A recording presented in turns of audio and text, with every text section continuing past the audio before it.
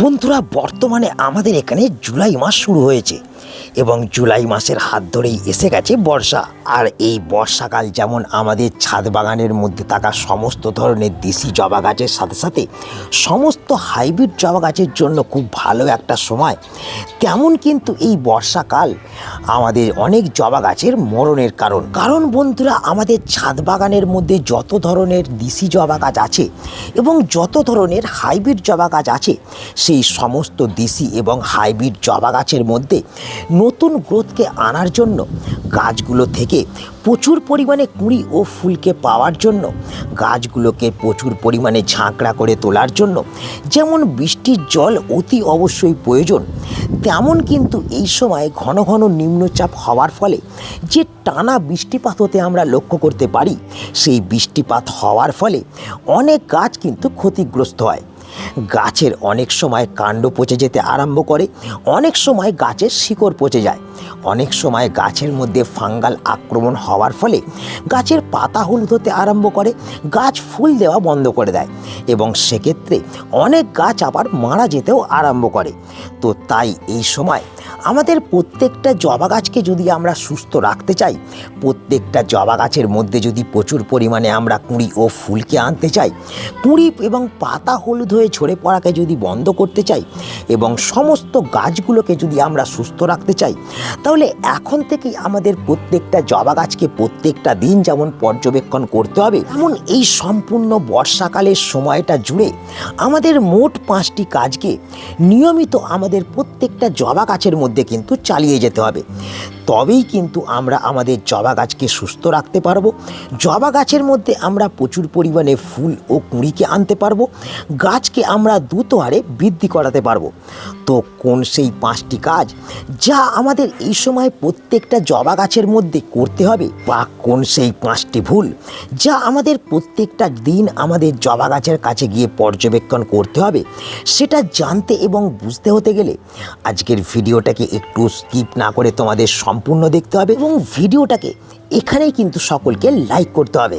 বন্ধুরা, এখানে তোমরা দেখতে পাচ্ছ আমার এই জবা গাছটা কিন্তু একটা হাইব্রিড জবা গাছ এবং তোমরা ভালো করে লক্ষ্য করে দেখো, এই হাইব্রিড জবা গাছের মধ্যে এই যে প্রচণ্ড গরমটা যাচ্ছিল, সেই গরমের মধ্যে কিন্তু গ্রোথ পুরোপুরিভাবে থমকে গেছিলো। কিন্তু দেখো, বর্ষা আসা মাত্রই গাছের মধ্যে নতুন ডালপালা এবং পাতা যেমন আসতে আরম্ভ করেছে, তেমন কিন্তু গাছের মধ্যে দেখো পুনরায় কিন্তু কুঁড়ি আসতে শুরু করেছে এবং তার সঙ্গে সঙ্গে তোমরা দেখতে পাচ্ছ গাছের যে সমস্ত পাতা বেরোচ্ছে, সেই পাতাগুলোও কিন্তু পুরোপুরি সবুজ এবং চকচক করছে, গাছের মধ্যে কোনো ধরনের কিন্তু সমস্যা নেই। তো তোমরাও যদি এই রকম এই বর্ষাতে তোমাদের প্রত্যেকটা জবা গাছের গ্রোথকে পুনরায় শুরু করতে চাও, গাছের মধ্যে যদি প্রচুর পরিমাণে কুঁড়ি ও ফুলকে আনতে চাও, তাহলে প্রথম যে কাজটাকে তোমাদের করতে হবে সেটা হলো তোমাদের লক্ষ্য করতে হবে যাতে কোনোভাবেই তোমাদের জবা গাছের টবের মধ্যে এই অতিরিক্ত বৃষ্টিপাত চলার সময় জল স্টোর হয়ে না থাকতে পারে। সেক্ষেত্রে তোমরা যে বিষয়টাকে লক্ষ্য করবে সেটা হলো টবের ড্রেনেজ সিস্টেম। যদি টবের ড্রেনেজ সিস্টেম তোমাদের এই সময় ঠিক থাকে, তাহলে কখনোই কিন্তু তোমাদের টবের মাটির ওপরে জল স্টোর হয়ে থাকবে না। যতই বৃষ্টি হোক না কেন, সেই জল কিন্তু মাটি থেকে অতি অবশ্যই ড্রেনেজ সিস্টেম দিয়ে কিন্তু বেরিয়ে যাবে। কিন্তু যদি দেখো এই সময় টবের মাটির মধ্যে জল স্টোর হয়ে থাকছে বা সঠিকভাবে জল ড্রেনেজ সিস্টেম দিয়ে বেরিয়ে যাচ্ছে না, তাহলে তোমরা যেটা করবে, লোহার শলাকা বা শিক দিয়ে তোমরা কিন্তু এই যে টবের ড্রেনেজ সিস্টেমগুলো দেখছো, এই ড্রেনেজ সিস্টেমগুলোকে ভালো করে খুঁচিয়ে পরিষ্কার করে দেবে। এর ফলে যেটা হবে, টবের মধ্যে যেমন জল স্টোর হবে না এবং জল স্টোর হয়ে না থাকলে আমাদের কিন্তু গাছের মধ্যে কোনো ধরনের সমস্যা হবে না, আমাদের গাছগুলো সুস্থ থাকবে এবং প্রত্যেকটা জবা গাছ দ্রুত হারে বৃদ্ধি হবে এবং গাছ দ্রুত হারে বৃদ্ধি হওয়ার পাশাপাশি গাছের মধ্যে প্রচুর পরিমাণে কিন্তু কুঁড়ি ও ফুল আসতে শুরু করবে। এর পাশাপাশি যে 2 নম্বর কাজটাকে করতে হবে বা 2 নম্বর বিষয়টাকে তোমাদের পর্যবেক্ষণ করতে হবে, সেটা হলো বন্ধুরা টবের মাটির মধ্যে সঠিকভাবে জল প্রয়োগ। তো এখানে তোমরা দেখতে পাচ্ছ আমার কিন্তু গাছের মাটিটা দেখো ভিজে আছে। তো আমরা অনেকে যেটা করি, প্রত্যেকটা দিন কিন্তু জবা গাছের মাটির মধ্যে জল প্রয়োগ করি। সেক্ষেত্রে আমরা অনেকেই গাছের মাটিকে পরীক্ষা করি না। তো এই কাজটা কিন্তু এই সময় করা কিন্তু একেবারেই চলবে না। এই ভুলের কারণে অনেক সময় আমাদের অনেক জবা গাছ কিন্তু মারা যায়। তো আমরা এক্ষেত্রে যেটা করব, আমরা যখন এই সময় গাছের মাটিতে জল প্রয়োগ করব, তখন অবশ্যই গাছের মাটিটাকে কিন্তু হাতে করে এরকম কিছুটা কুচিয়ে চেক করে নেব। যখন আমরা দেখব গাছের মাটির 1 থেকে 2 ইঞ্চি পর্যন্ত শুকিয়ে গেছে, তখনই কিন্তু আমরা গাছের মাটিতে জল প্রয়োগ করব।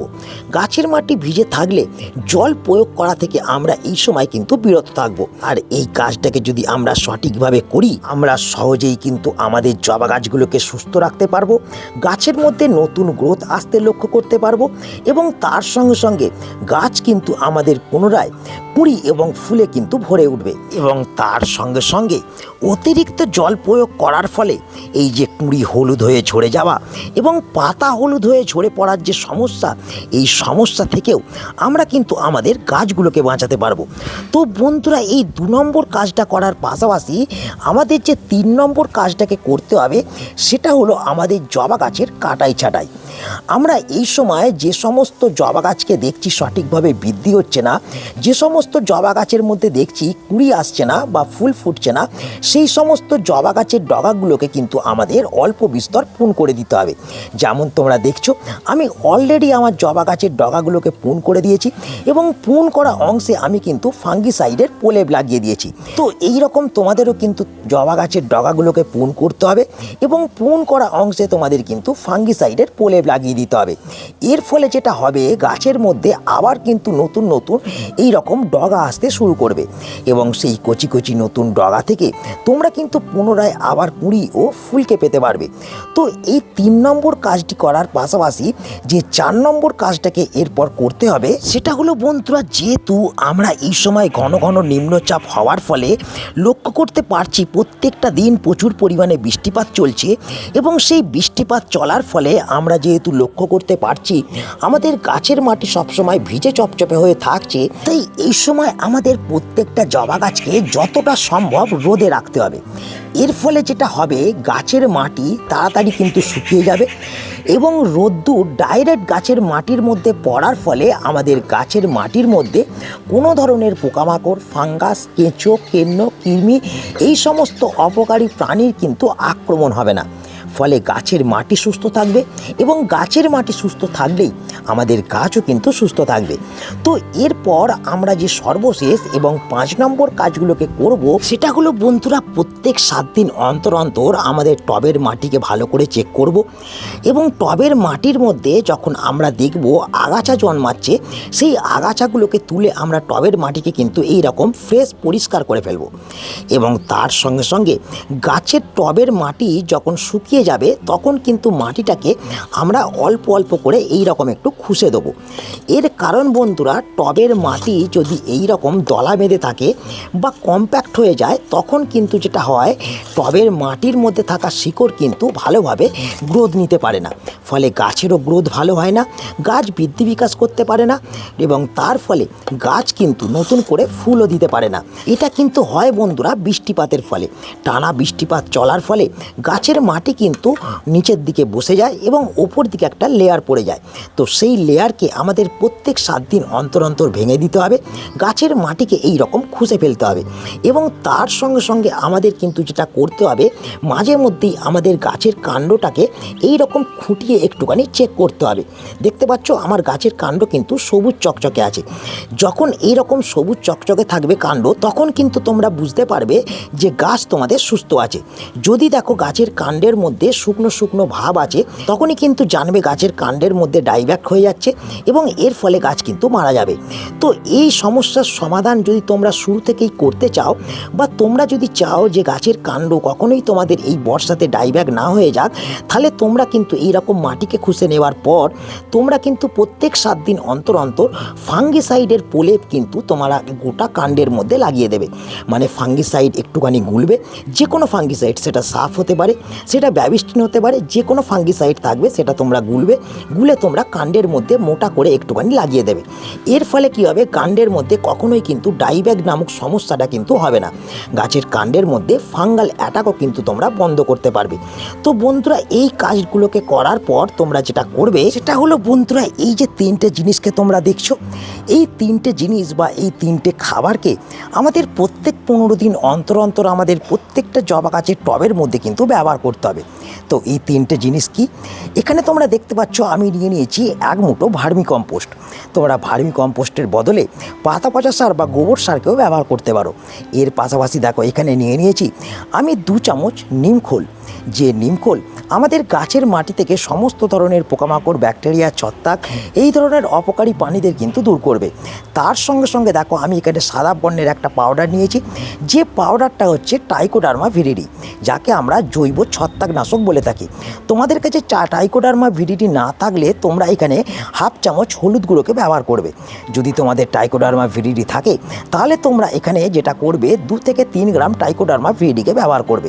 তো এই যে 3 ধরনের খাবারকে দেখতে পাচ্ছ, এই 3 ধরনের খাবারকে তোমাদের সংগ্রহ করতে হবে এবং ভালো করে এই খাবারগুলোকে একে অপরের সঙ্গে কিন্তু মিশিয়ে নিতে হবে এবং প্রত্যেক 15 দিন অন্তর অন্তর এই খাবারটাকে সুন্দরভাবে তৈরি করে নিয়ে তোমরা যদি তোমাদের জবা গাছের মাটির মধ্যে এইভাবে প্রয়োগ করে দাও এবং প্রয়োগ করে দেওয়ার পর মাটির সঙ্গে খাবারগুলোকে মিশিয়ে ভালো করে জল প্রয়োগ করে দাও, তাহলে কিন্তু যেটা হবে, এই খাবারের প্রয়োগে গাছ কিন্তু তার সমস্ত পুষ্টিকে গ্রহণ করতে পারবে।